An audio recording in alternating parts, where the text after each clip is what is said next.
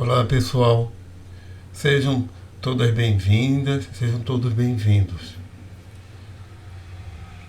a mais uma nossa aula de Filosofia da Biologia.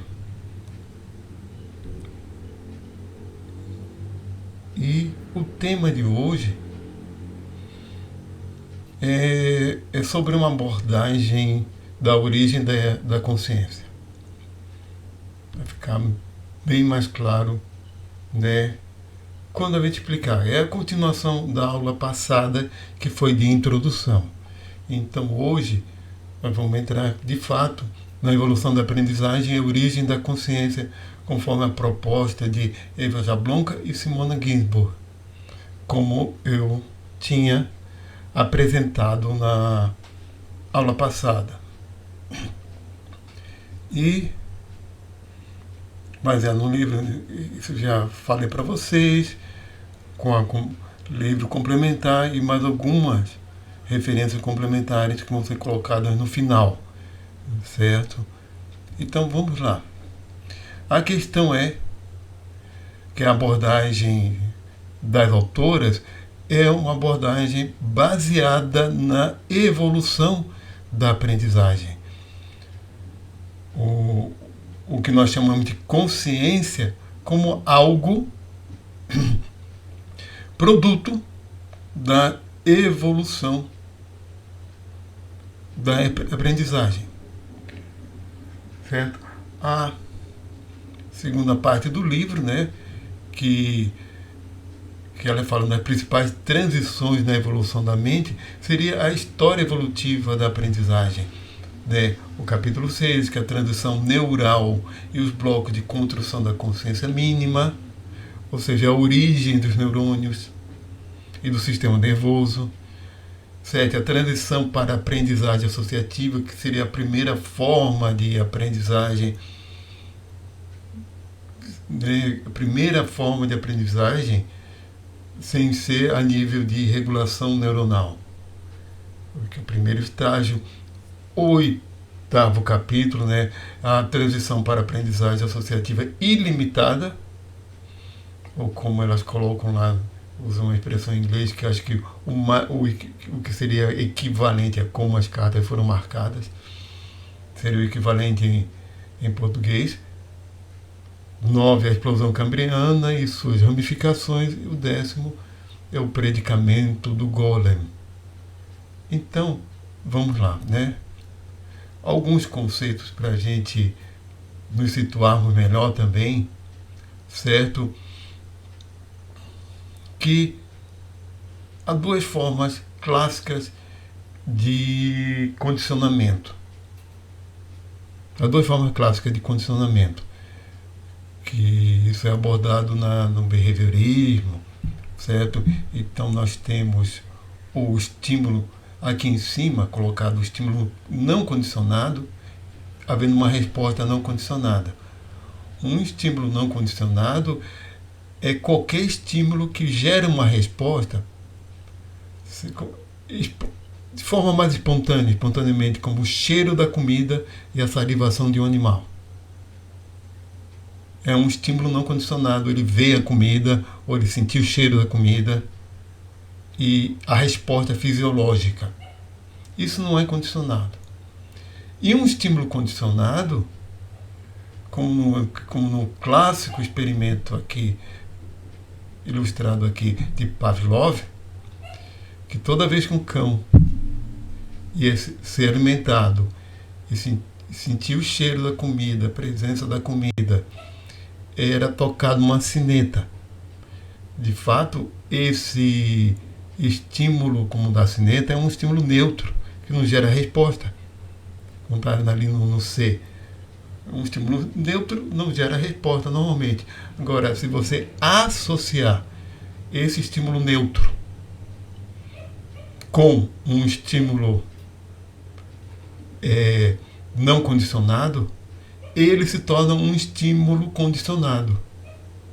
Então, se toda vez que o cão, ao ser alimentado, ouve o toque da sineta, depois de algum tempo, o toque da sineta fica associado à presença da comida, mesmo que não tenha, ele começa a salivar. Certo? Então há uma aprendizagem a partir daí. Uma forma de aprendizagem, né, que é o condicionamento clássico, o pavloviano. Certo? Mas tem outras formas, certo? Então vamos colocar aqui como tipos de aprendizagem. Aprendizagem não associativa, que é mais no nível da regulação neuronal, certo? Que pode ser duas formas, né? Que é a habituação e a sensibilização. A habituação é quando o sistema nervoso sensório, por exemplo, se habitua a um estímulo e você não sente mais, por exemplo, a roupa. Quando você coloca a roupa, depois de algum tempo você não tem mais consciência que está usando, não sente mais a roupa na pele, porque é uma habituação.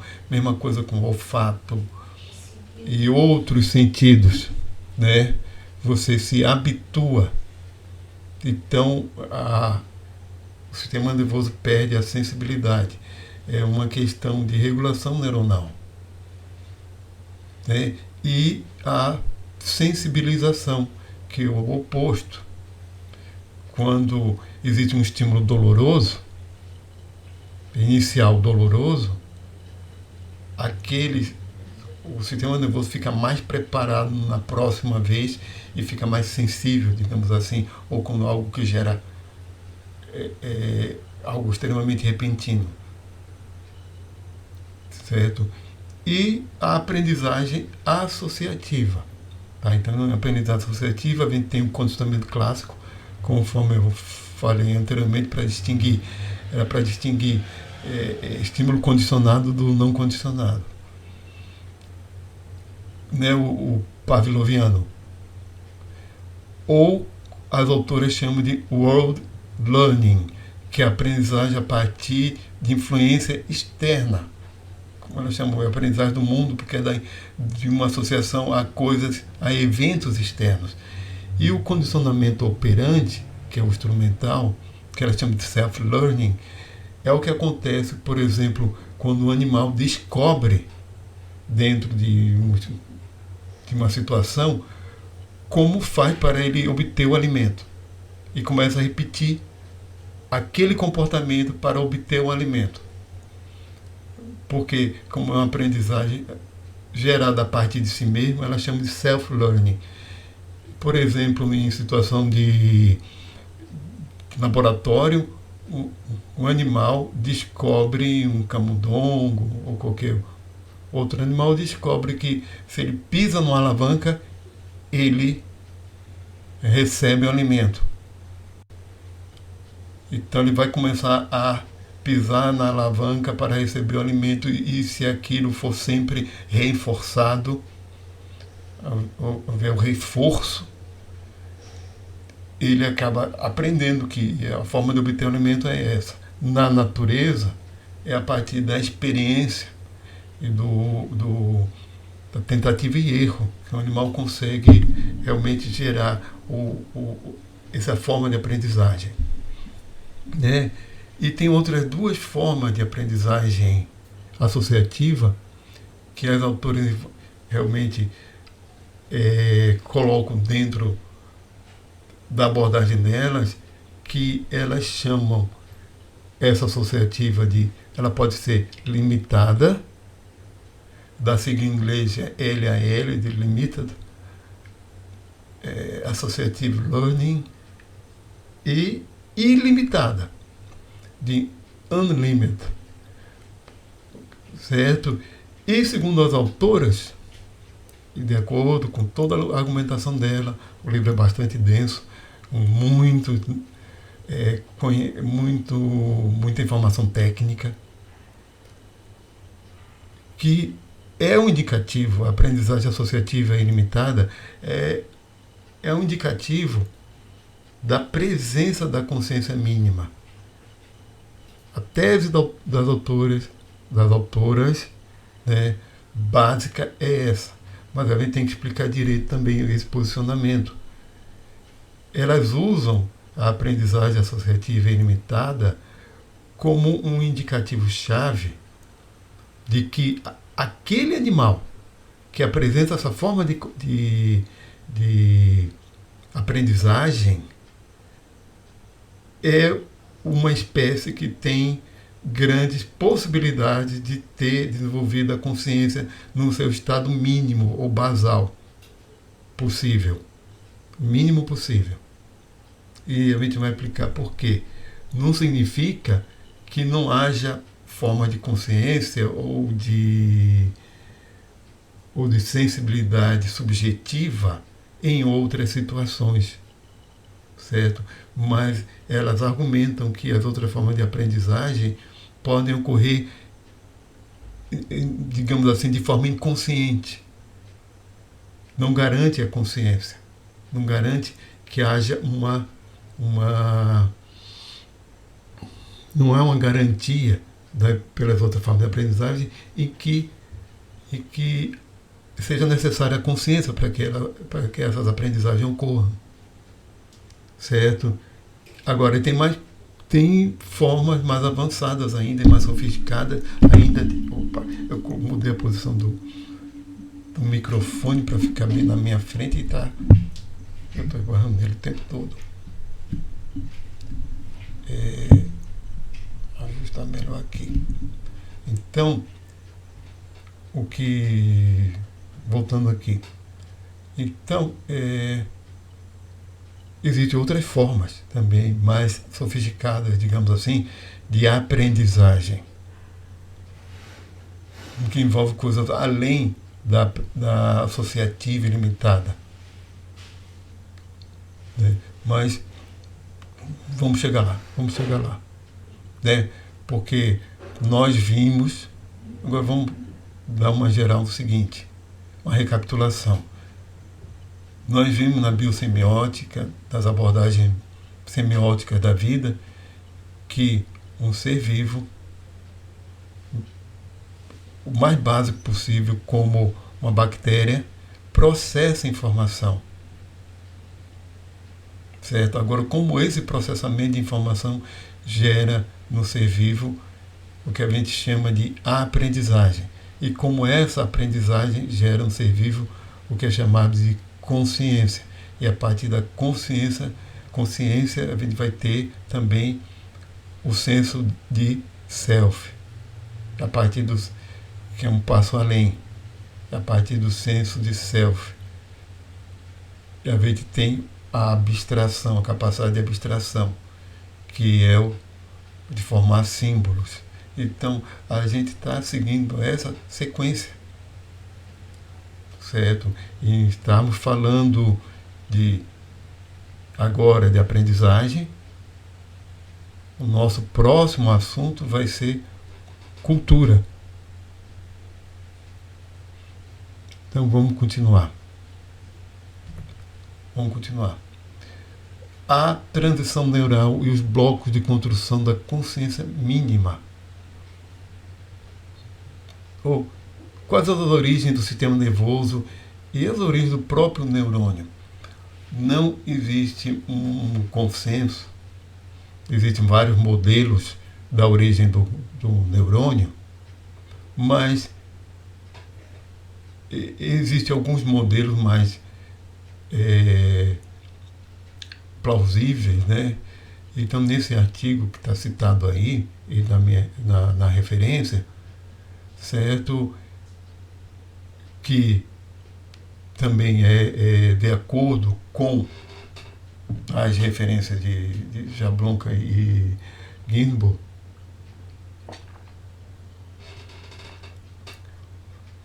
certo? Ele fala da genealogia dos neurônios, né? Que, vamos citar, que existe, o que ele mostrou aqui, na realidade são 4 possibilidades aqui. E como as autoras dizem, ou colocaram, é claro, que essas várias teorias, em que se tem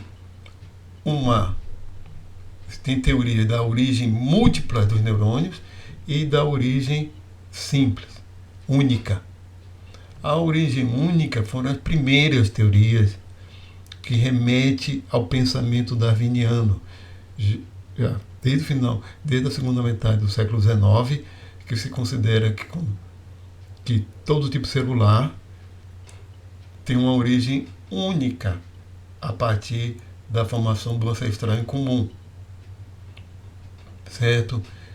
E logo depois disso, outros autores, inclusive foi um dos primeiros que propuseram uma teoria da origem única, foi um uretando de Ernst Haeckel, do pai da ecologia.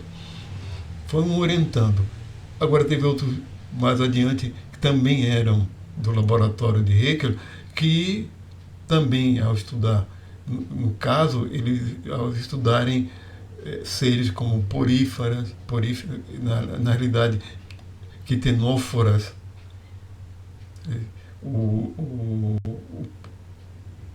não, agora eu me lembrei, desculpa. O primeiro, com essa proposta da teoria de origem única, ele estudou quinidários, na época hidras. Foi ao estudar hidras. E outros dois que contestaram foi a partir dos quitenóforas. Certo? E isso também uma boa parte dessa fase do livro das autoras é falando dos primeiros estudos sobre o sistema nervoso e essas origens, essa parte histórica e também a classificação, a própria classificação do reino Animalia, até chegar no Bilatéria, né? Essa própria classificação que tem essas duas formas também de ver, ou o quitenóforas como a base para o reino Animalia, ou os poríferos, o porífera como a base. E nessa parte aqui, vamos ver aqui, primeiro com a origem única, certo? Que a origem seria aqui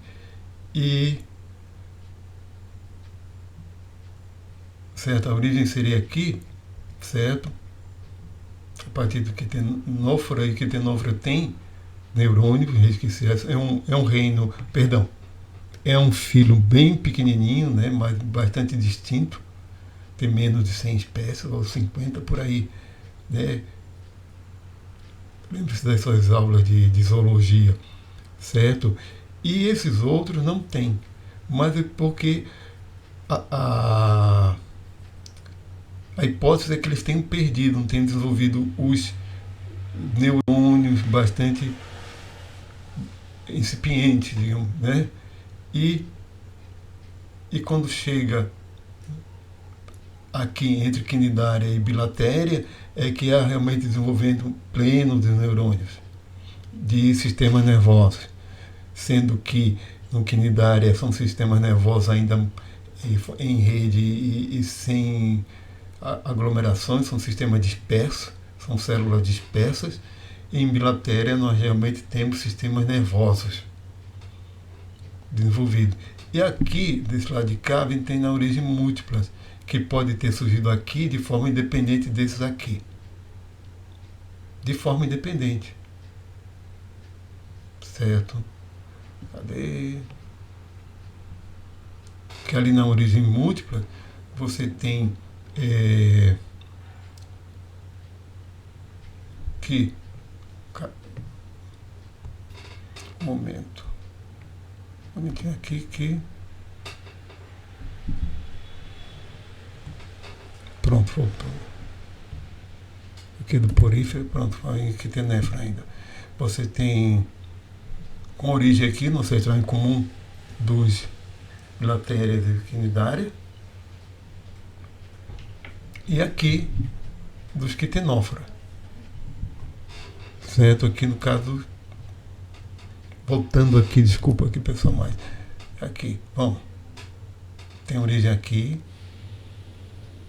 de forma independente aqui, daqui, para o quitenófora, sendo que porífera estaria nessa posição aqui, né? E placozoa, e aqui o quinidária e bilatéria com neurônios. De múltiplo, então que foi de forma independente, e quando é porífera, a gente tem aqui os que tenofram num nível acima e segue o mesmo esquema. Qual é o argumento para a origem múltipla? É porque se observou que provavelmente os neurônios têm origem, a origem deles é em células secretoras, certo? A partir do sistema epitelial, de células que se especializaram em secreção e que foram se tornando mais profundas e que acabaram se integrando com células do sistema motor, certo? E isso por evidências também embriológicas. Acontece que os neurônios não têm um único neurotransmissor. E esses autores acham mais adequada a palavra transmissor. Porque, por exemplo, o autor desse mesmo trabalho disse, a serotonina ela está mais presente em células que não são neurônios do que nos neurônios. Os chamados neurotransmissores não são exclusividade dos neurônios. Então, provavelmente, o que aconteceu foi uma convergência em questão da função do neurônio. Então, os neurônios não seriam produtos de uma única célula que se diversificou, e sim de várias células de várias origens diferentes que convergiram para uma forma de função, que é essa da integração entre os vários sistemas do corpo, e que acaba se desenvolvendo muito, especialmente nos animais, que é do filo bilatéria, por questão de fato da mobilidade e da bilateralidade deles, para poder integrar os sentidos que foram sendo desenvolvidos com o sistema motor. E começou a aparecer núcleos de processamento das informações vindas dos sentidos e para a resposta para o sistema motor, para escapar, para nadar, para se locomover. Então vamos lá. Vou dar uma olhadinha aqui. Então, começando agora aqui. Esse exemplo que elas dão, que é na transição para a aprendizagem associativa, o primeiro estágio, além simplesmente da aprendizagem não associativa, ela cita o exemplo do trabalho de Eric Kandel, que é um psiquiatra, ganhador do Prêmio Nobel do ano 2000, Prêmio Nobel de Medicina e Fisiologia, pelos trabalhos em neurobiologia que ele tem. Ele é austríaco, naturalizado americano, ele refugiado dos anos de 1930 por conta do nazismo, certo? Que foi refugiado com a família e foi jovem para os Estados Unidos. Ele é de 1921, se não me engano, nascido em 21, 22, por aí. Agora eu não me lembro o ano do nascimento dele. Mas o modelo experimental dele é o Aplysia californica. Tem uma vasta literatura, você pode consultar sobre esse animalzinho. É uma lesma marinha. É uma lesma marinha, um molusco marinho que serviu muito bem como um animal experimental por ter um sistema nervoso simples e com nódulos bem fácil de identificar, e ele é razoavelmente grande, certo? Pode chegar até uns 70 centímetros, mas em laboratório eles usam bem menores. Então, é razoavelmente grande e mostra respostas muito boas também, certo? E ele demonstrou que existe a aprendizagem no Aplysia californica, né? Nessa lesma marinha, que existe a aprendizagem. aprende que existe condicionamento clássico, tipo pavloviano, na aplísia. Então, um modelo básico desse condicionamento, que sem entrar em tanto assim em detalhes técnicos, né, porque acaba sendo uma coisa mais enfadonha, de fato até para a gente ler não é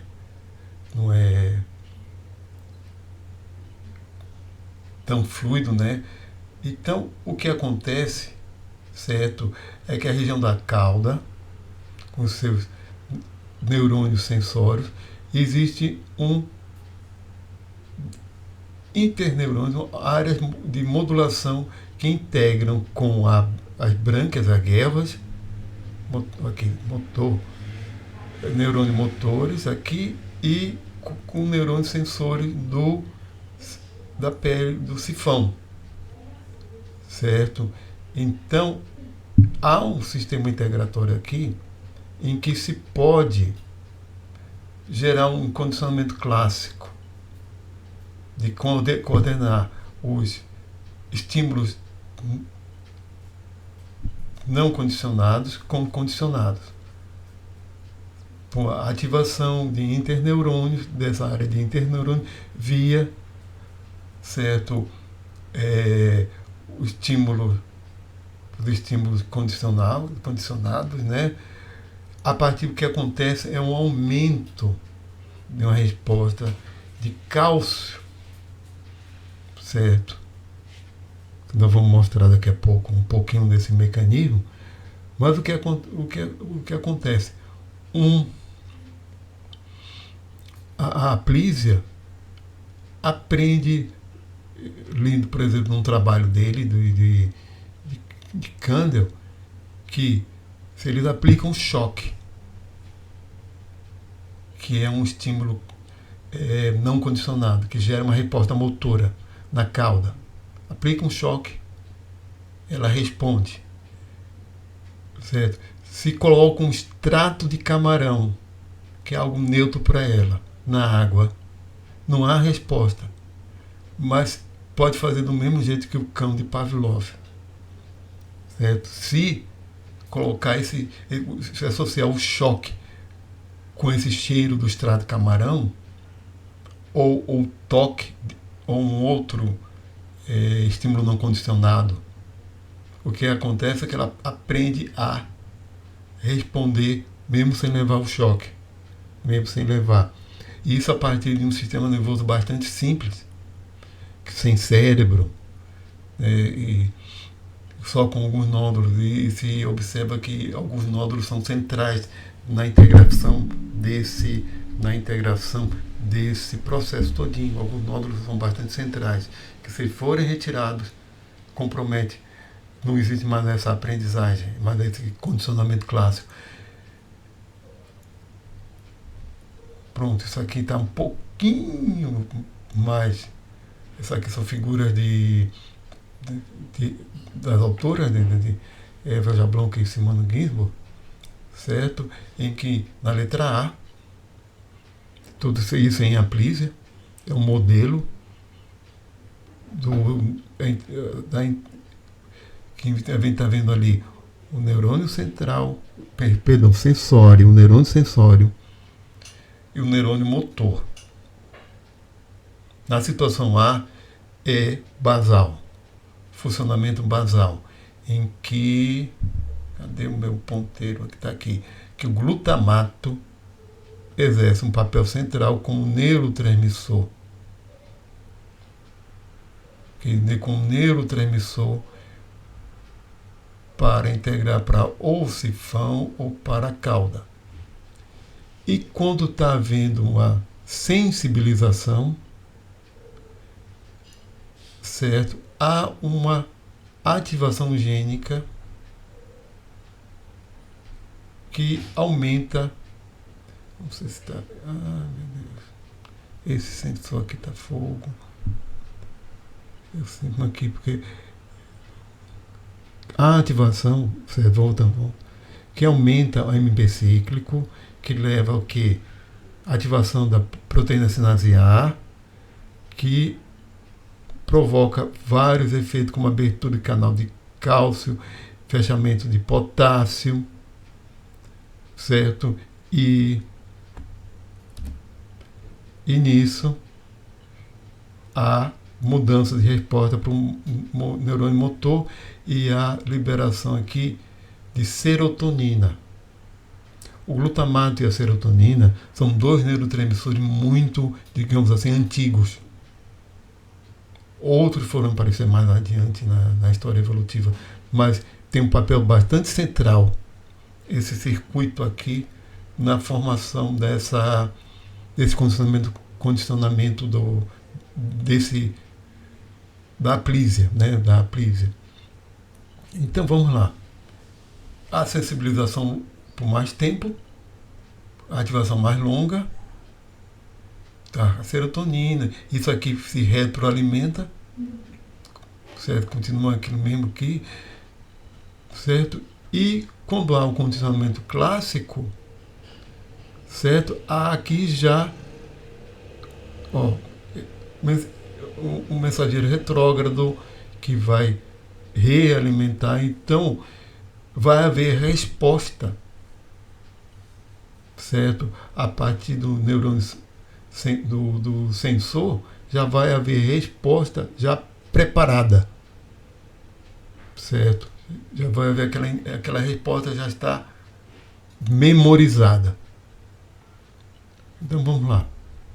Essa é uma outra figura, esse mesmo, com alguns outros detalhes, peguei aqui de um artigo, né, em que há o camundulina, ali vai aqui todos aqueles detalhes do neurônio pós-sináptico, né, o pós-sináptico daqui, e com a transcrição dos genes, né, o interneurônio, o intermediário serotonético, aqui já é uma outra figura com alguns detalhes. Lembre-se aí de biologia celular, você tem visto, outra sinalização, a sinalização celular, né? Aí com todos aqueles detalhes. Mas resumindo, é que esse organismo, aqui é outra forma de figura, mas eu estou sendo meio redundante aqui, certo? Para mostrar, representar de várias maneiras. Mas que resumindo, que um organismo como a lesma marinha é capaz de exibir uma aprendizagem em que se verificou que ela ocorre de fato a partir de processos dos neurônios, certo? Isso eu sei que é muita informação, isso aqui é só para mostrar para você, isso existe. Aqui é muita informação, se eu for detalhar, poderia fazer isso, mas é muito, é uma coisa muito enfadonha, né? É bastante enfadonha. Pronto. Aqui, falando agora, já passando um passo além do que é a aprendizagem associativa estímulo-resposta, ou seja, um modelo para esse tipo de aprendizagem, certo? Em que há dois modelos básicos, certo? Em que você tem uma camada de entrada, input, e a de resposta, certo? Em que se chama de modelos elementares, certo? São modelos de que que mostra aqui vários tipos, como aqui A seria um tipo de estímulo de entrada, B outro, certo? Em que gera uma resposta. Tá difícil aqui, certo? Entrada, um tipo de entrada por um sentido, por exemplo, como o cão sente pelo olfato que é a comida e ouve o barulho da sineta, levando a mesma resposta, certo? Em que aqui há uma coordenação para poder levar a uma resposta. Só que esse modelo aqui, alguns autores... Isso aqui é um modelo extremamente simples, eu sei, mas é um esquema geral, certo? Em que a coisa seria mais direta, enquanto em B, que são chamados modelos configural, não sei como é que eu poderia traduzir isso, mas em que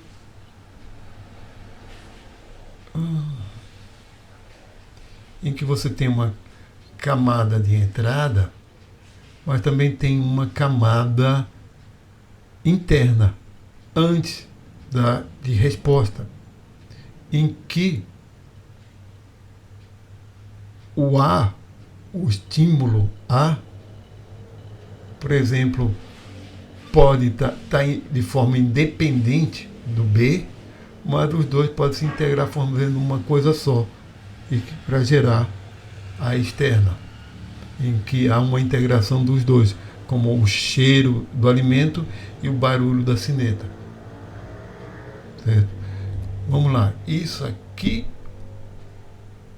como ele mostra aqui, o padrões de estímulo. Tipo A, B é a combinação deles. Certo? Que a arquitetura de aprendizagem profunda, em que acontece a aprendizagem na transformação aqui, ó, do ON para o O1. Certo? Para essa mudança, em que as camadas, que pode haver, que na de entrada de estímulos, várias delas, que se estaria representando mais os sensores, e aqui o padrão de estímulo, né, que se combinam de forma integrativa. Mas não vou voltar lá. Voltando agora, falando de uma forma mais geral.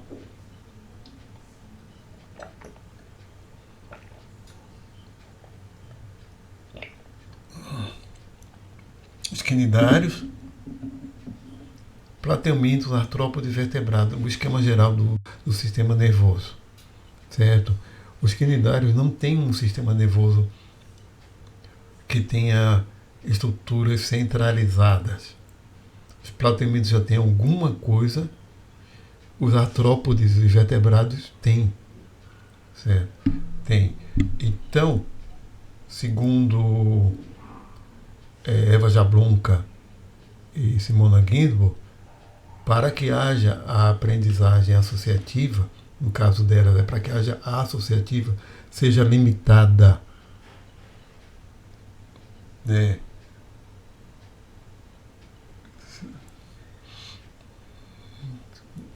É necessário uma estrutura de integração. E para ilimitada, que realmente elas consideram que é necessário um cérebro.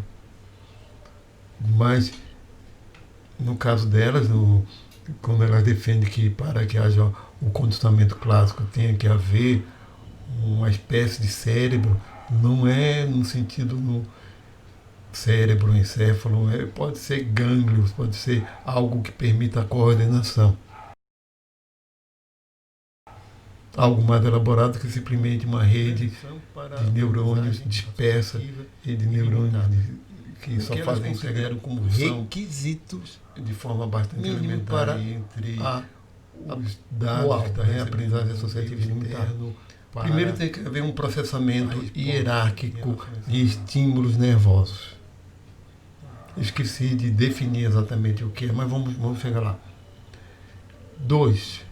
Integração entre percepção e ação composta, que é uma ação composta, complexa, que a ação do animal não é uma ação simples, não é um reflexo simples. 3. A memória para essa percepção e ações compostas. E 4. Um sistema global flexível de reforço.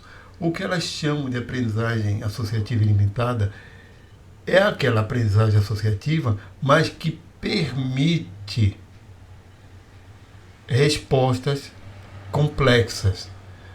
Falando mais claro, acho que em termos de exemplo, por exemplo, o aprender a caçar, o aprender a se defender de um predador, é o aprender a fazer um ninho, aprender a se esconder em locais adequados, e isso não é puramente instintivo. O instinto, nesse caso, fornece só um ponto de partida. Vamos dizer qual seria o papel do instinto. Por exemplo, num exemplo de um predador. O predador tem um impulso, a predileção, tem um impulso para a caça, por ser um animal carnívoro, depender daquilo para a sua sobrevivência, mas ele não nasce aprendendo. Ele não nasce sabendo, ele tem que aprender. Ele tem que aprender com a mãe ou com outros, ou a partir da experiência dele, tentativa e erro. Ele tem que, de alguma forma, aprender a partir dos erros dele, de fazer uma coisa e ele aprende que, se ele fizer daquele jeito, a presa dele acaba escapando. Ele vai aprendendo as estratégias, o que ele tem que fazer, a partir dos seus potenciais. Então, quando ele é capaz de fazer isso, significa que tem tudo isso aí, memória, etc., em que ele não é apenas um estímulo-resposta. Isso permite que haja algum planejamento cognitivo, que haja alguma formação de processamento cognitivo daquele animal, certo? Ele sai, e isso é observado não é só em mamíferos, não, em peixes também, em todos os vertebrados.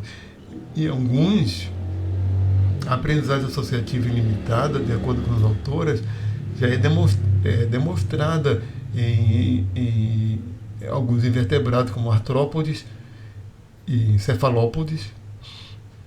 Aliás, os polvos, né? E os polvos. E os cefalópodes, eles têm sistema nervoso bastante complexo.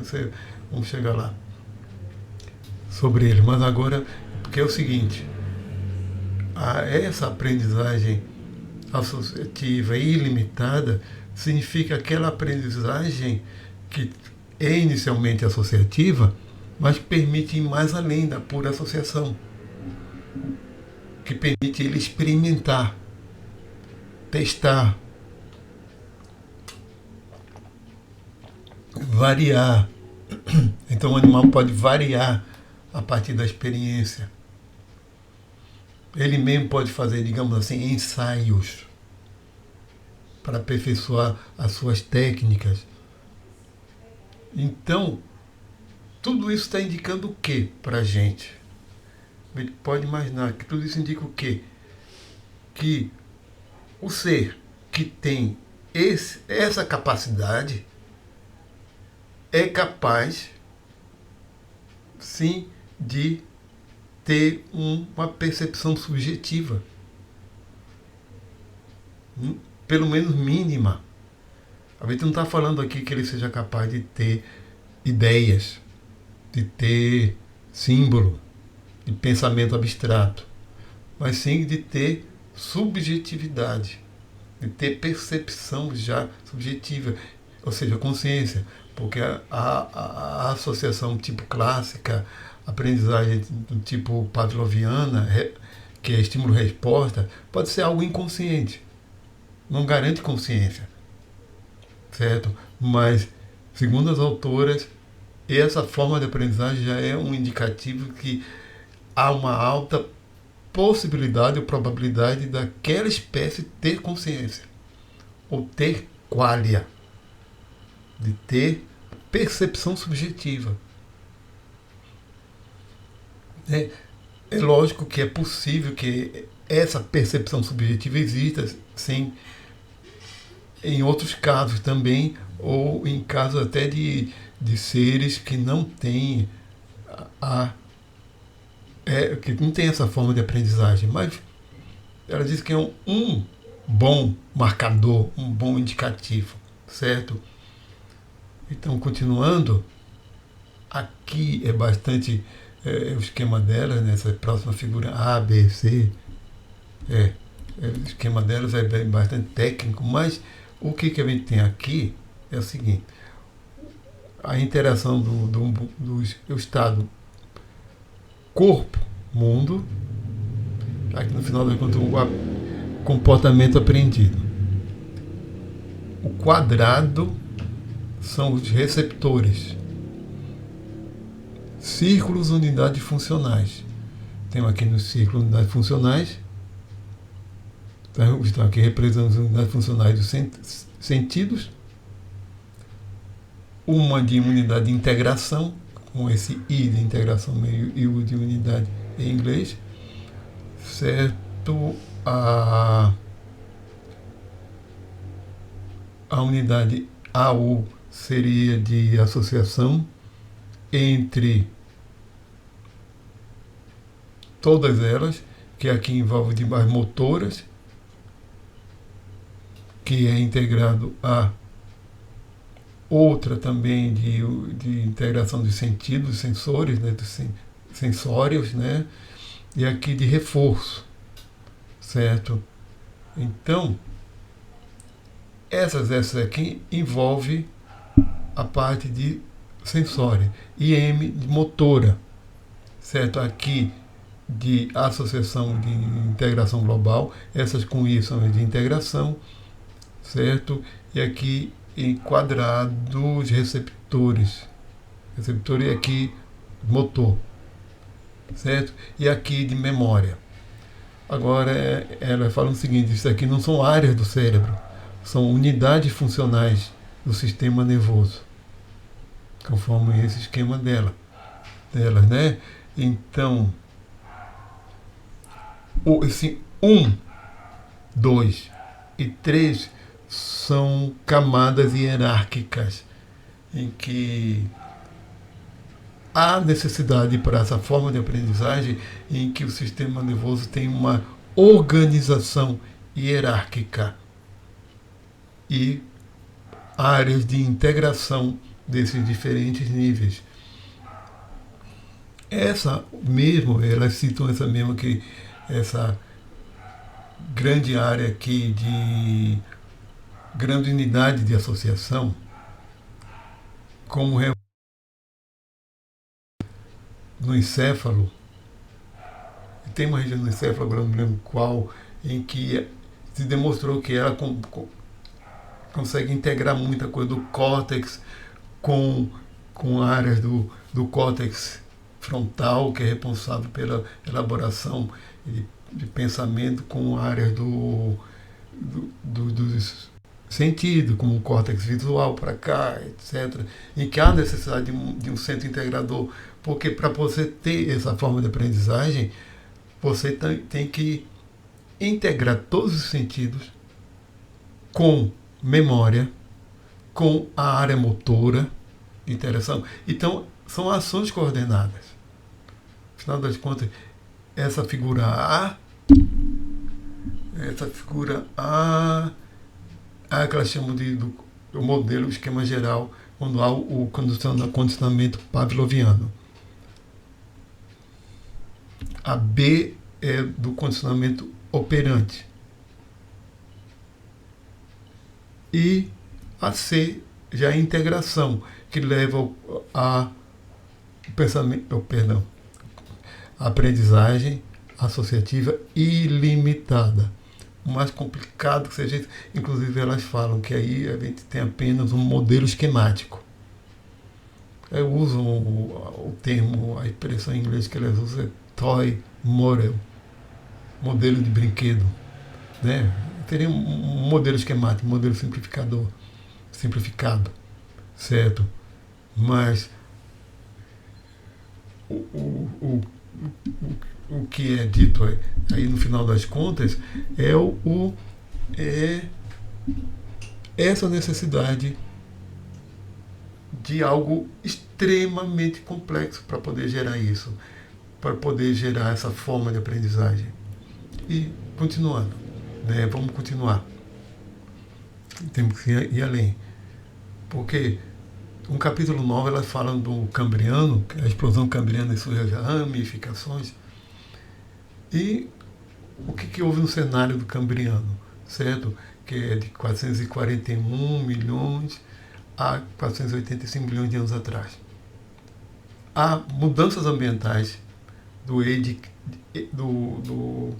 da era geológica anterior, que é o Ediacarano. Houve mudanças ambientais que se acumularam.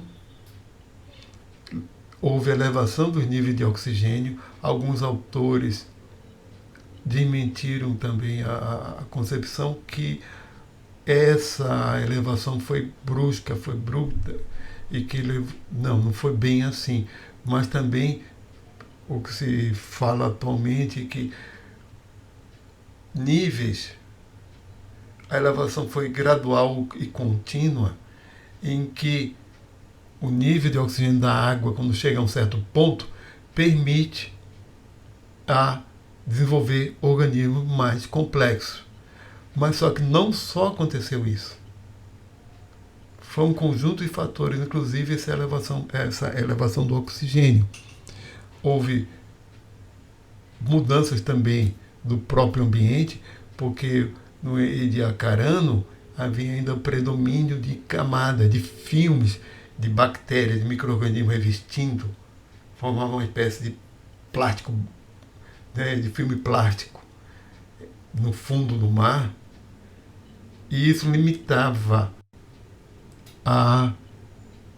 os nichos possíveis.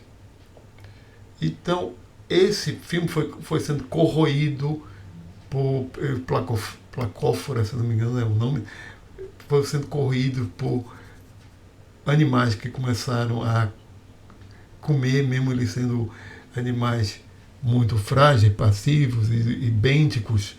Eles começaram a devorar aquilo ali, a romper o filme e deram a oportunidade de haver outros animais que conseguissem escavar e provocar erosão. A própria ruptura do filme gerou a erosão a partir de corrente marítima, etc., né, e começou a gerar uma diversidade ambiental que não tinha antes. E isso tudo também começa a haver aumento da biodiversidade. E aumento da biodiversidade também gera mudanças ambientais, como também maior elevação da quantidade de oxigênio. Então, o que aconteceu, que temos aí, é uma curva, né, que a gente tem do Ediacarano para o Cambriano, foi uma curva exponencial de biodiversidade. Aí começou a se acumular, e de repente a curva sobe. Né?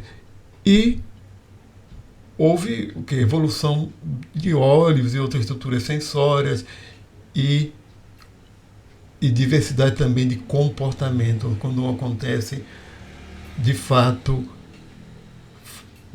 uma variedade muito grande de formas de vida livre e de predadores. Então, a escavação de túnel, coloquei comportamentos mais complexos, certo? E isso tudo levou a uma corrida armamentista que, por sua vez, levou a aperfeiçoamento do sistema nervoso, vida livre, principalmente de artrópodes e depois de vertebrados, quando surgem os vertebrados, os primeiros, logo depois disso daí, sendo eles bilaterais, tendo que haver uma locomoção coordenada, certo? Há uma vantagem adaptativa muito grande de se ter um sistema nervoso adequado. Então, continuando, vamos lá, consequência para a evolução da aprendizagem. Agora vamos para além da UAU, ou seja, da aprendizagem associativa e ilimitada, certo? Portanto, aumento da complexidade comportamental, etc. O que aconteceu é o que elas chamam da evolução dos animais popperianos. Conforme eu falei na aula passada, os animais popperianos são aqueles que fazem planejamento, que antecipam, que fazem conjecturas, certo? Então eles têm que ir um pouquinho além da UAU, né? Eles têm que ser capazes de fazer conjecturas e de uma certa forma de haver uma antecipação, uma aprendizagem, de fazer testes, verificações. Por isso elas chamam de popperianos. E o que aconteceu é que foi melhorando a qualidade da memória até surgir a memória realmente para o planejamento e escolha de ações, que levou à memória episódica. A memória episódica é aquela memória que elas chamam que preenche, que responde os 3 Ws em inglês, né? Que seria o que, os 3 Ws, o que, onde e quando. Então, muitos vertebrados exibem essa memória. Porque a gente pensa assim, e os peixes, que a gente acha que peixe ou que anfíbio não tem essas formas de comportamento. Já foi demonstrado, né, em répteis, répteis têm comportamento, pode ter comportamento de cuidado parental, como nos crocodilos. Depende da espécie. E outra coisa é que eles têm as estruturas cerebrais para isso. Certo? Agora, lembrando aqui dos cefalópodes, que é um caso à parte, certo? Inclusive, elas fazem referência ao trabalho com cefalópodes e fazem referência ao trabalho do filósofo Peter Godfrey Smith, que ele tem vários trabalhos com a área da filosofia dele, é a relação mente e corpo. E ele foi estudar polvos, choclos australianos, cefalópodes, porque eles exibem uma inteligência, sendo invertebrados, não sendo artrópodes e muito menos vertebrados, é claro, mas tem um sistema nervoso muito diferente. Então, no livro dele, Outras Mentes, que tem edição brasileira, né? Eu li esse livro, que fala justamente deles, em que eles têm, existem explicações evolutivas, por que os cefalópodes eles desenvolveram tamanha complexidade, mas sendo um sistema nervoso muito diferente mesmo, certo? É questão de evolução, questão evolutiva também. Os cefalópodes, eles perderam a concha há muito tempo atrás, na evolução, perderam a concha, tornaram seres de vida livres e predadores. E presas fáceis. Então, com um ambiente complexo. Bastante complexo. Então, agora ele conta histórias assim, do tipo que o povo lá no laboratório aprende a reconhecer quem interage com ele. Demonstra reconhecer o tratador. Demonstra não gostar de alguém, ou coisas até engraçadas, como esguichar água em gente que ele não gostava. E se viu o povo dormindo, polvos dormem. E demonstra aquele padrão aquele padrão visual, aquela imagem, aquele padrão visual que muda, que ele ainda é meio obscuro, saber para que realmente serve na natureza, fora a camuflagem, porque ele faz isso assim, ele faz aquilo em outras situações e não é para camuflagem. Mas aparecem ele dormindo e aquilo acontecendo e ele se mexendo como se estivesse sonhando. Certo? Exibir um comportamento que talvez seja algo que seja relacionado ao sonho. Por isso eu me lembrei agora, porque de sonhar é vantagem de esquecer. Certo? Primeira coisa, bom, porque eu não coloquei ali o senso de self, não falei. Mas a memória episódica talvez seja o indicativo do senso de self, do senso de si mesmo. Né? Enquanto que a UAU é um indicativo seria um indicativo de consciência, de qualia. Mas a memória episódica seja mais claro como indicativo do senso de si mesmo, do self, do eu, como diferente, né, por ser capaz de discriminar o que aconteceu, onde e quando. Certo? E a questão do processamento que acontece no sonho é uma remodelação da memória. A quantidade de informação que a gente recebe é muito grande e, de fato, nossa memória é seletiva e a quantidade de fatos que são apagados é enorme. E, provavelmente, isso surgiu justamente no período cambriano, ou no período inicial dos vertebrados, em que a predação foi muito intensa. Também aqui, peraí um instante, que elas falam aqui, e elas falam que durante o cambriano, ou durante o comecinho da história evolutiva dos vertebrados, os primeiros peixes tinham uma desvantagem muito grande em relação a artrópodes predatórios, como anomalocaris, muito maiores, que eram cerca de 70 centímetros de comprimento e eram predadores vorazes, e havia muitos outros predadores.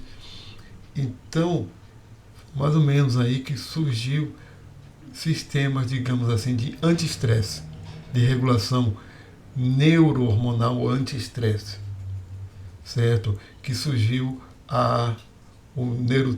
neurônios com o neurotransmissor GABA, ou GABAérgicos, que é o ácido gama-aminobutírico, que são neurônios que têm um receptor que na presença desse receptor ele se desliga, que é uma forma de aliviar o funcionamento deles, é uma forma de proteção.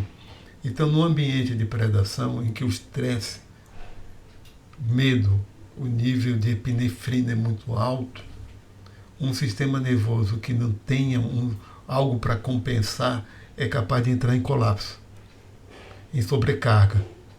Ele é capaz de entrar em sobrecarga, em colapso mesmo. Em outras palavras, o animal pode morrer de medo, literalmente. Seria literalmente em consequência dele. E o sistema do tipo GABAérgico, ter neurônio com esse receptor protege o funcionamento deles, porque vai desligando. Então, falando de modo geral, lembre-se que o neurônio do tipo que recebe o ácido gama-aminobutírico, o receptor, ele é um íon, é um canal de íon de cloreto. E quando está com a presença do receptor, do GABA, do neurotransmissor, ele se abre e o neurônio relaxa, porque há uma distribuição por igual, interna e externa de íons de cloreto, de carga negativa, e o neurônio dispara porque fica a mesma carga, não há polarização elétrica. Aí o neurônio dispara. É o mesmo receptor que o etanol se liga, aí por isso o etanol desliga neurônios. É o mesmo também que se ligam os benzodiazepínicos, como os hormônios, como os fármacos tarja preta, né, que também desligam o neurônio a partir daí. É o mesmo receptor também para os barbitúricos. E uma série de outras moléculas que também tem um efeito, digamos assim, que reforçam, né, esse desligamento do neurônio. Mas faz parte desse sistema anti-estresse. Ou seja, ansiolítico mesmo, de aliviar os níveis de medo, de ansiedade. Então eles aliviam o nível de ansiedade. Então até elas colocaram aqui essa figura delas, né, também na página 429, aqui, figura do capítulo 9, figura 7. Aqui esse famoso eixo do anti-estresse, em que há aqui de forma esquemática as correlações mesmo do hipotálamo até o nosso sistema nervoso central, certo? Que conecta com o cérebro, ou seja, o nosso cérebro, a partir dos sentidos, informa a situação de estresse para o hipotálamo, que libera o hipotálamo, libera para a pituitária, para a hipófise, esse hormônio, aqui libera esse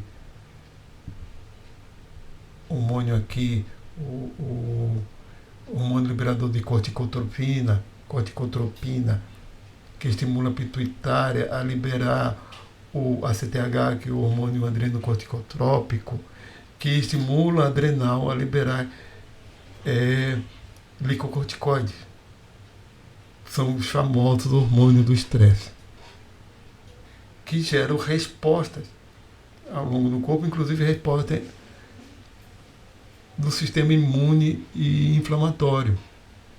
O próprio CRH, que é o hormônio liberador de corticotropina, acaba também estimulando as células imunes a produzir, a liberarem interleucina 1, interleucina 6, que provocam a ativação do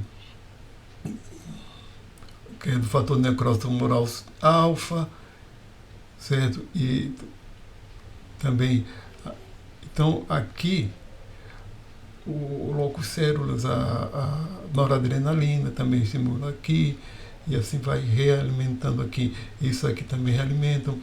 A pituitária também libera um monte de hormônios, lembra isso aí de endócrino, né? Que uma quantidade enorme de hormônios que também tem efeito na célula. Mas tudo isso aí, como o hipotálamo ali,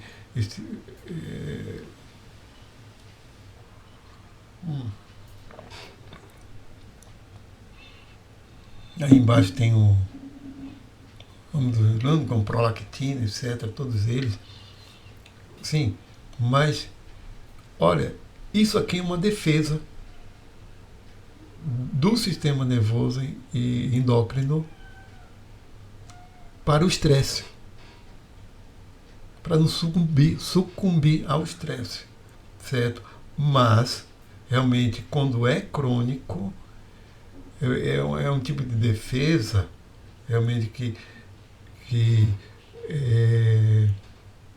é um tipo de defesa, certo? Para o metabolismo se adaptar a uma situação estressante. Certo? Que é para ele se adaptar àquele estresse. Então ele fica mais econômico, fica mais reservado, o efeito do metabolismo ser mais econômico, o animal fica mais reservado para ele não se expor tanto aos predadores. Ele fica mais alerta. ele fica num nível de alerta não tanto intenso, com medo, pavor, como é com a epinefrina alta, mas ele dá uma alerta, então há problemas aí para sono, etc. Mas ele está numa situação de estresse, por exemplo. Né? No caso do ser humano, às vezes a gente fica nessa situação. Rapaz, o problema é que o que estimula a gente aqui no hipotálamo, a partir da nossa cabeça, muitas vezes são coisas que só estão na nossa cabeça mesmo. A gente não está sendo predado. A gente está numa situação de vida e morte, que a gente tem que se encolher num canto e esperar a ameaça passar para poder ir depois se alimentar. A gente fica tá numa situação, às vezes, que o que gera um medo é algo simbólico. Né? Mas isso é outra história. O que gera um medo é algo simbólico. Né? É algo ou da nossa imaginação, da nossa abstração. E não uma ameaça real presente. Mas vamos lá. Continuando, estamos caminhando para o final, certo? Aqui, a seguir, né, é uma curiosidade, porque é um peixe que é capaz de fazer isso que eu vou mostrar num vídeo a seguir para vocês. É um baiacu japonês, usando até o texto do próprio vídeo, né, em que é um baiacu japonês, do gênero Tokigener, o Tokigener, o gênero dele. Ele é bem pequeno, sem graça, feinho. O que fazer para chamar a atenção de uma fêmea? Né? Vocês vão ver esse vídeo. Vou passar a seguir.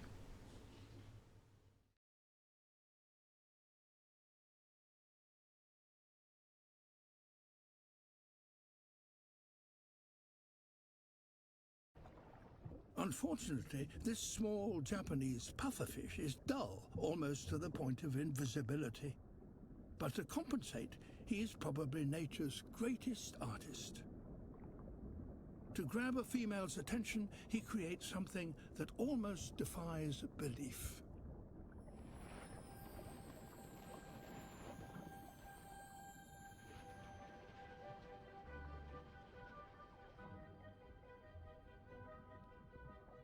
His only tools are his fins.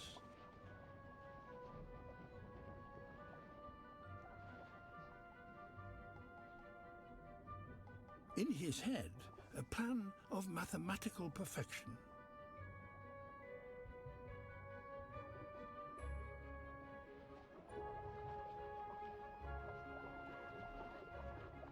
He ploughs the sand, breaking it up into the finest of particles.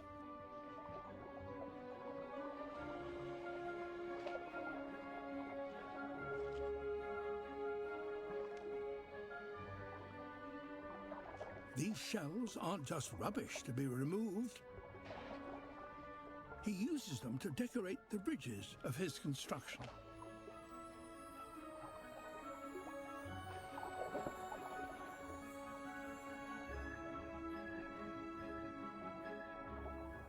He can't rest for more than a moment, but must work 24 hours a day for a week, or the current will destroy his creation.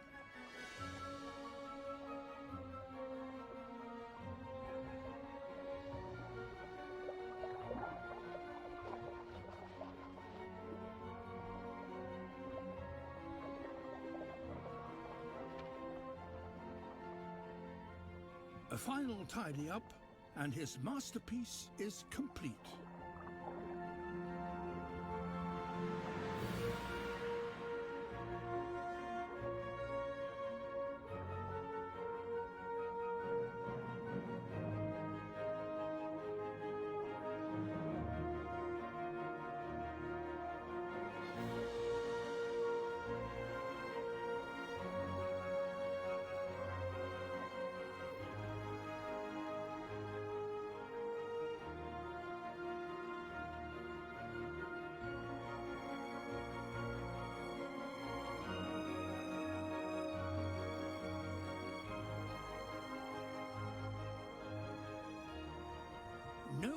else in nature does an animal construct something as complex and perfect as this?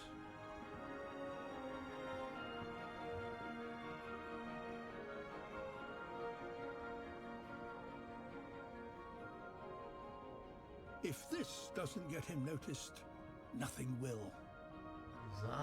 Né, as autoras, no capítulo final é só um encerramento. Elas fazem uma recapitulação de tudo que foi visto, de uma forma resumida, mas de uma forma também de diálogo.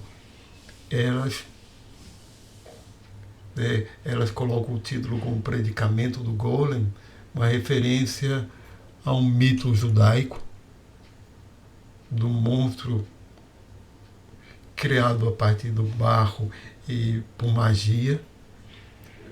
É um mito judaico associado à Cabala, em que obedeceria, ele teria um tempo de vida, digamos, um certo tempo de vida, em que ele presta obediência máxima ao seu Criador, e depois desse tempo ele tem que ser destruído, porque senão ele fica incontrolável.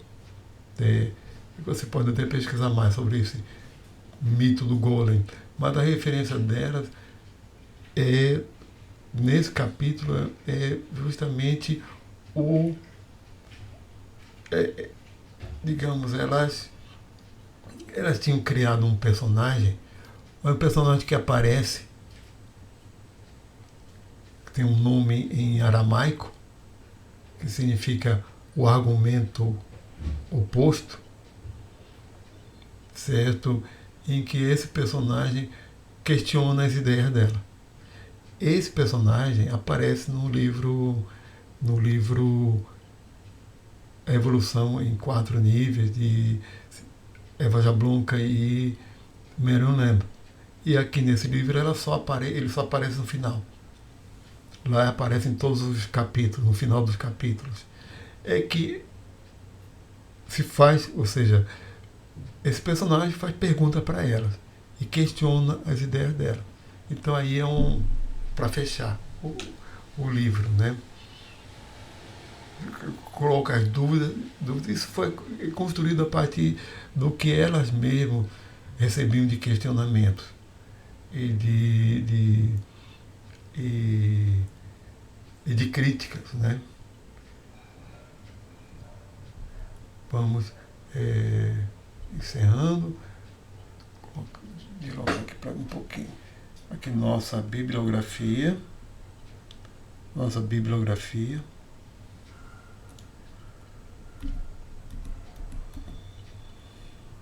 Aplicativos auxiliares. Créditos.